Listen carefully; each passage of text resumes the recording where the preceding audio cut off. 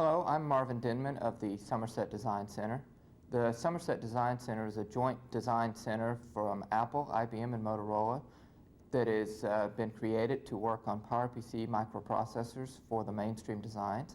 And today I'm going to be telling you a little bit about the PowerPC 604 RISC microprocessor.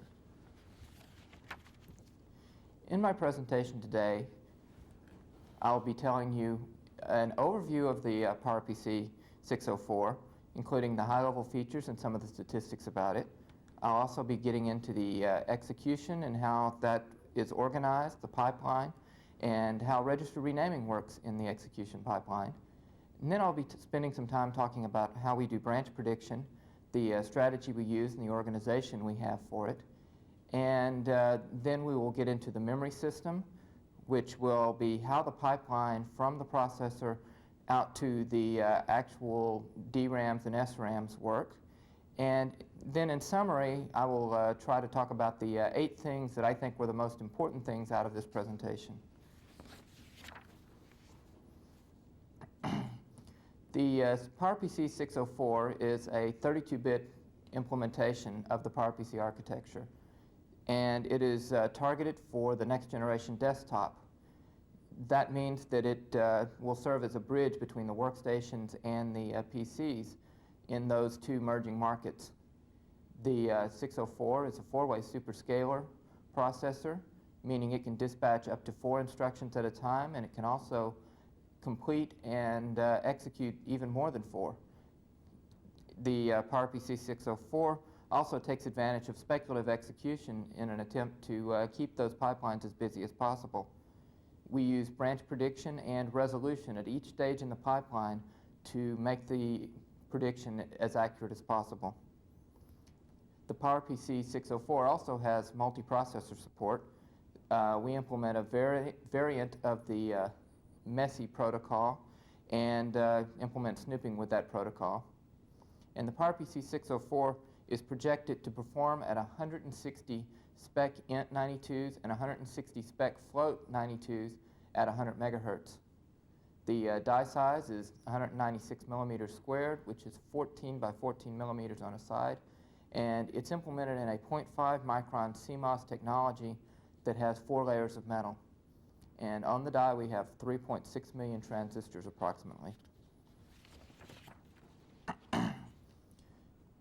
To maximize performance, our performance strategy centers on 2 things. The dynamic branch prediction and speculative execution are 2 of the key things in our performance strategy.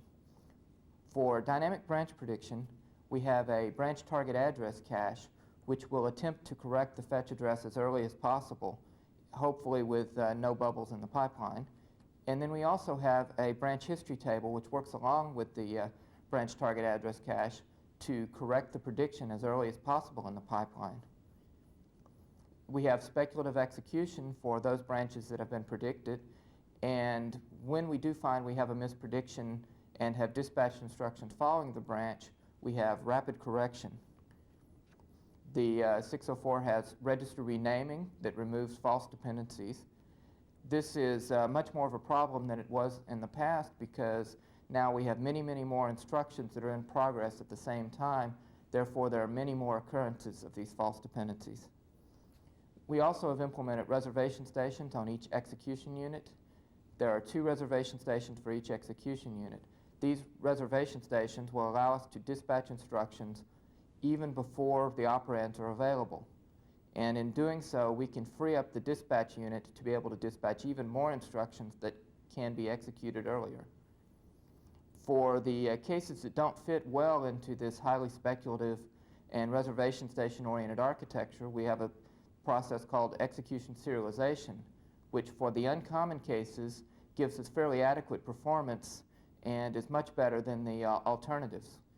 Execution serialization is where we will dispatch the instruction, but we will not execute it until it is the last instruction in the machine, and at that point it can be executed. But because of our renaming strategy, we can go ahead and execute instructions behind that even before the execution serialized instruction is able to execute. This can keep this to be a very low overhead form of serialization. The 604 also has load and store queues. These queues are used to speed up the average memory access time and to some extent buffer the effects of cache misses on the data accesses. In this diagram, you can see the PowerPC 604 microprocessor block diagram. This is basically a block diagram of the entire chip. In the diagram, you can see that we start out by fetching instructions from the instruction cache in MMU. Those instructions are then passed into the decode stage. In the decode stage, we do some simple decodes for things like function unit allocation and resource allocation. This information is then passed on to the dispatch stage, where we decide which instructions can be dispatched and which ones have sufficient resources to be dispatched in this cycle. During the dispatch cycle, we also look up the operands in the register files if they're available, and if not, we will forward the tags for those operands to the individual reservation stations. The execution units, of which there are 6, are the branch unit, the floating point unit, and a load store unit, and then there are 3 integer units. 2 of these integer units are simple fixed point units, which are capable of doing instructions such as add, subtract, compare, logical instructions, and also bit field instructions. And one of those execution units is a complex fixed point unit. This complex fixed point unit is used for multiplies and divides, and also for move to and from special purpose registers. In the execution units, the branch unit is used to finally resolve branches when they are finally executed. This is the final resolution, and if necessary, we will do one last correction to the fetch address. This should be done fairly infrequently, since we have already done corrections to the fetch address in each of the first 3 stages, the fetch, the decode, and the dispatch stage. In the load store unit, we will access the data cache in MMU. In the cases where the data is found in the data cache, load data will be returned in 2 cycles.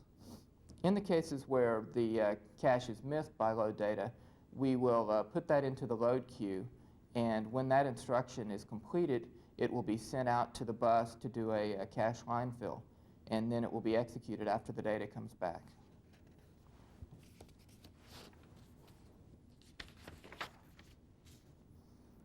The 604 has a 6-stage pipeline when it needs to be, but it actually has a 5-stage pipeline when it can be. The 6 stages are fetch, decode, dispatch, execute, complete, and write back. But of the 6, the complete and write back stages are very often combined into a single cycle when instructions can be written back at the same time they are completed. But when, for some reason, the write back must be delayed, it is not required to delay completion, so we can continue to make progress on completion. This is a fairly unique aspect of the 604. 604 has an 8-entry instruction buffer. There are 4 entries for the decode stage and 4 entries for the dispatch stage. These entries are organized into pairs of instructions, and shifting is done by pairs. So, for instance, we can shift by 0 instructions, 2 instructions, or 4 instructions as space becomes available in the dispatch buffer. The 604 has register renames for the general purpose register, the floating point registers, and the condition registers. We have 12 renames for the general purpose registers, 8 for the floating point, and 8 for the condition register. In the condition register, we rename each nibble, 4-bit wide nibble of the condition register that is defined in the PowerPC architecture. These rename registers are probably much more than sufficient due to the fact that the reorder buffer is only 16 entries itself. So very rarely should we run out of these renames. We also have a 16-entry reorder buffer, as I just mentioned. The reorder buffer is used to store instructions that have been dispatched but not yet completed. This mechanism allows us to have precise exceptions and also allows us to have immediate branch recovery bolted onto the same mechanism. Each execution unit, as we said before, has a 2-entry reservation station. These reservation stations snoop on each of the result buses for the type of operand they are waiting for, And as soon as they see the missing operand, they will grab it off the result bus and latch it into the reservation station. When all operands are present, the reservation stations will go ahead and execute the instruction that's waiting. The 604 also has a fast branch misprediction recovery. What this means is, as soon as we recognize that we have a branch misprediction at execute time, we are able to selectively flush any instructions that have been dispatched behind this branch. And at the same time, we are able to begin fetching immediately the correction address. In many other processors, there's a much slower process because they're not capable of the selective flush.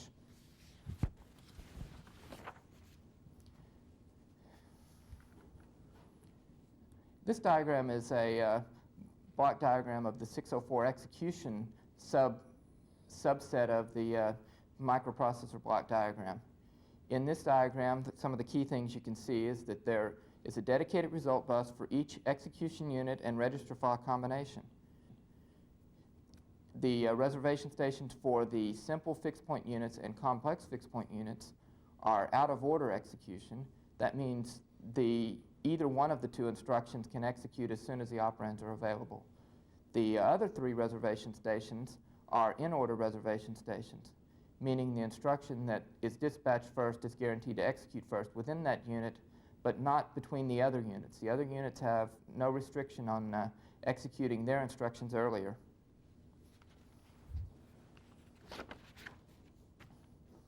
In this example, I tried to give you a little feel for how the register renaming mechanism works. The rename registers themselves have an allocated bit, which tells whether or not the register is currently allocated to a destination, and then it has a destination register number, and it has a data value, and then a data valid bit. The rename and the register file lookups are done in parallel, and then based on whether the register is found in the rename registers, we will either use the rename value or the register file value.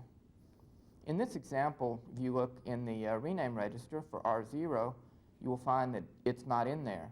Therefore, if you were looking up R0, we would use the register file value, and we would mark it as being valid data. For register 1, if we were looking that up, we would find that there are 2 copies of register 1 in the rename.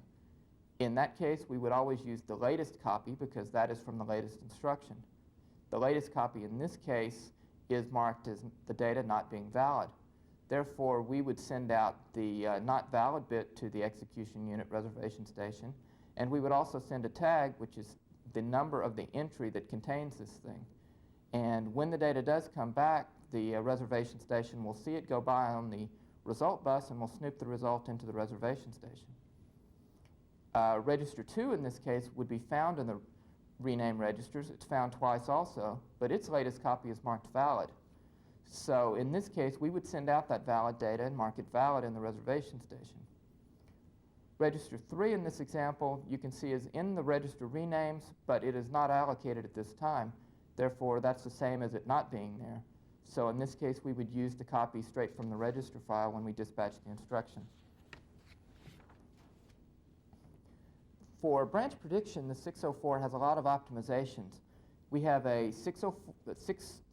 64-entry fully associative branch target address cache. This cache is looked up in parallel with instruction cache using the fetch address.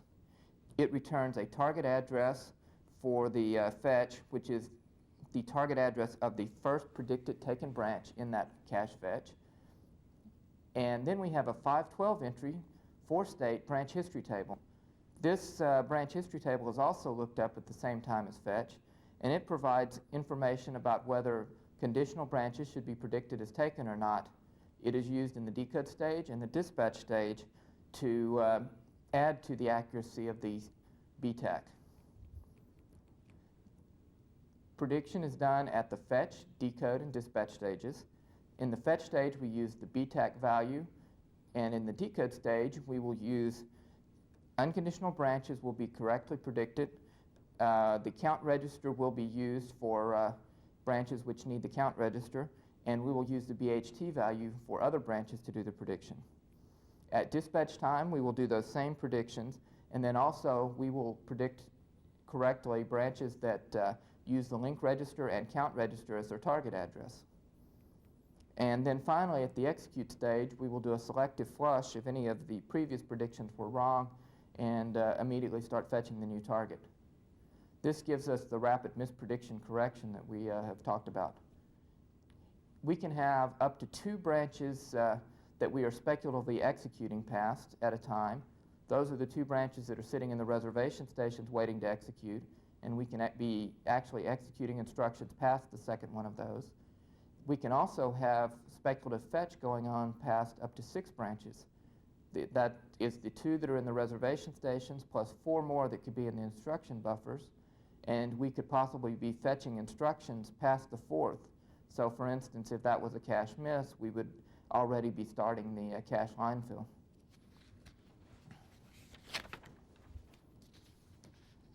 And this diagram shows a little bit about how we organize our branch prediction. Basically, the choosing of the next fetch address is done by selecting an address from each stage's correction addresses. So there's a completion stage correction, execute, dispatch, decode, and fetch stage corrections. We will always choose the latest correction that is there because that instruction is the oldest instruction and therefore it will take priority.